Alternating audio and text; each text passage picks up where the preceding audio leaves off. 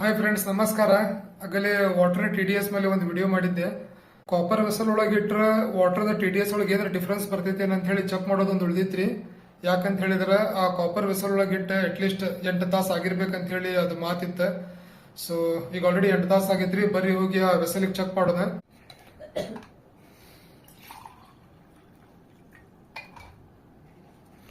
ಬರೀ ಗೈಸ್, ಈಗ ನೀವು ನೋಡ್ಬೋದು TDS 0 ಐತಿ. ಸೊ ಈಗ ನೀರೊಳಗೆ ಹಾಕಿದೆ, ಅದ್ರದ್ದು TDS ಚೆಕ್ ಮಾಡೋಣ.